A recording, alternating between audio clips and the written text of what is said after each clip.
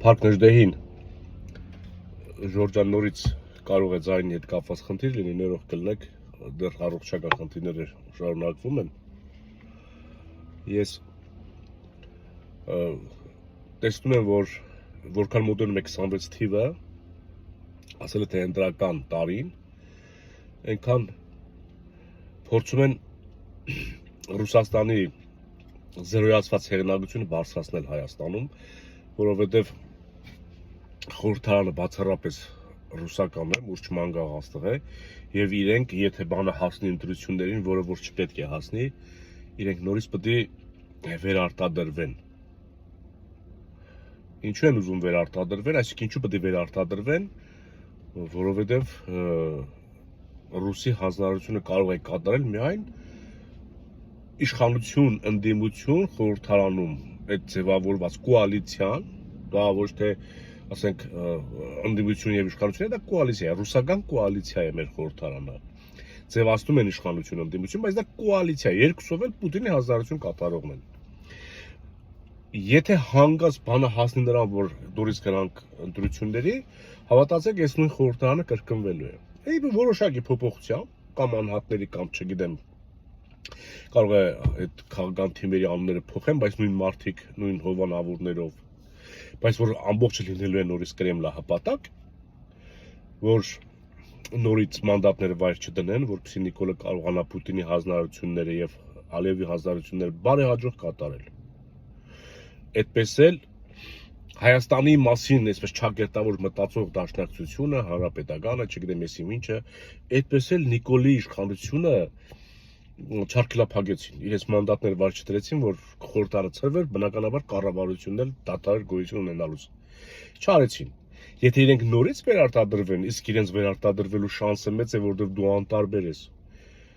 Կենտրոնական դրական հանձնաժողովն էլ է իրենցը, դատախազն է իրենցը, ոստիկանությունն էլ, KGB-ն էլ, ամեն ինչն իրենցն է եւ նկարելուց իրենք չեն խուսափելու կամ խորշելու։ Նորից նկարելու են այս պատկերը ինչը որ կա, ու նորից մնալու են, նորից մանդատները վար չեն դնելու, նորից բեմականացնելու են, որ իրար միս են ուտում։ Իսկ դու մնալու ես փշալարներից կախված, հայ ժողովուրդ։ Բանը պետք է ընտրությունների չհասնի։ Եվ հիմա որպեսզի այդ բացահայտ է, չէ, արդեն գիտենք, թե ԿՊԱ-ականները, թե ասենք Քոչարյանականները, Սերժականները, բոլորը ռուսամետ են։ Հիմա որպեսզի սրանք վերարտադրվեն նորից, պետք է Ռուսաստանի հեղինակությունը բարձրացնեն։ Եվ նորից գնում են խորքերը եւ օրինակներ են բերեն, բա Ռուսաստանը խորհրդային միության ժամանակ մենք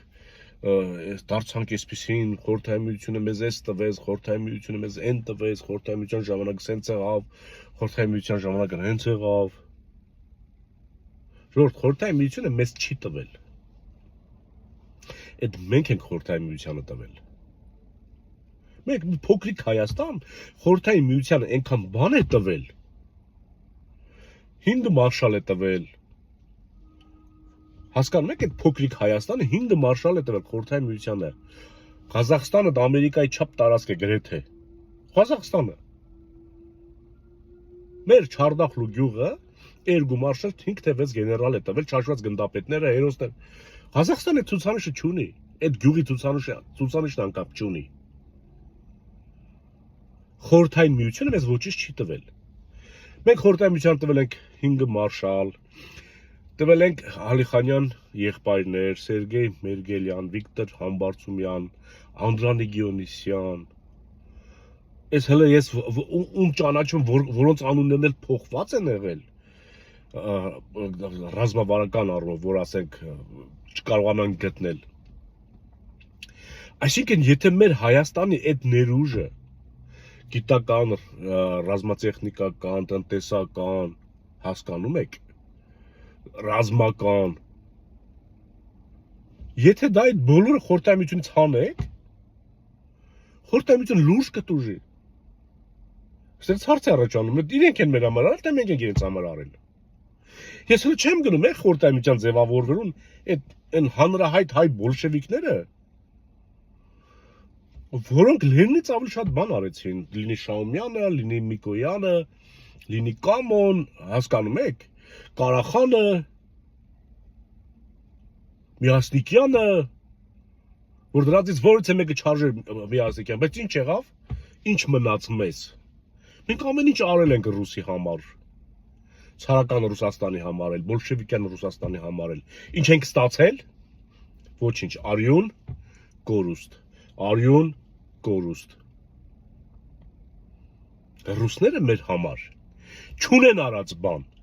Այդ մենք ենք արել, այդ մենք ենք սովետին տվել։ Հասկանում եք։ Ես որ թվարկեմ, այդ մարդկանց առանձնացնենք, ասենք Հայաստան եթե անկախ մնար, այդ սերուցքը Հայաստանի համար ծառայեր։ Դուք պատկերացնում եք Հայաստանը ինչ կլիներ։ Եվ անամոթաբար, ասենք,